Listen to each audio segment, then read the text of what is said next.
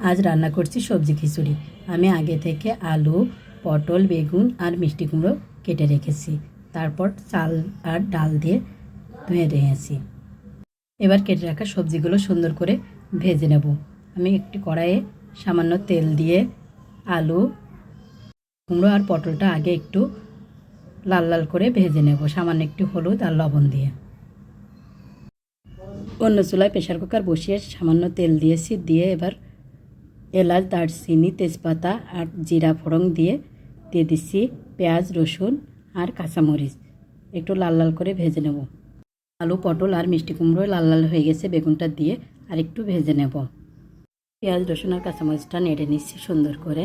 দিয়ে দিচ্ছি চাল আর ডাল। আমি 2 প্রকারের ডাল নিয়েছি, মুসুরির ডাল আর মটরের ডাল। এদিকে আমার সবজিটা ভাজা হয়ে গেছে। আমি খিচুড়িতে দিয়ে দিচ্ছি লবণ, হলুদ, সামান্য একটু জিরে গুঁড়া আর ধনিয়া গুঁড়া। সুন্দর করে নেড়ে ছেড়ে কষিয়ে নেব। কষানো হয়ে গেলে দিয়ে দেব পানি। পরিমাণ মতন পানি দিয়ে দেব সবজিগুলো। ভেজে রাখা সবজিগুলো দিয়ে ঢাকনাটা, প্রেশার কুকারের ঢাকনাটা দিয়ে দেব।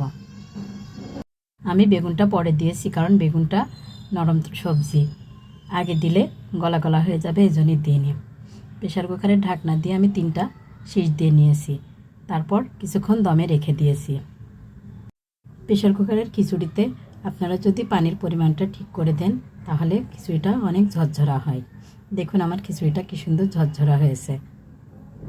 এবার পরিবেশনের পালা। আমি একটা প্লেটে নিয়ে নিচ্ছি ভাত, আর সঙ্গে আছে লেবু আর ডিম ভাজি। খিচুড়িতে লেবু আর ডিম ভাজি হলেই আমার হয়ে যায়, অন্য কিছু আর লাগে না।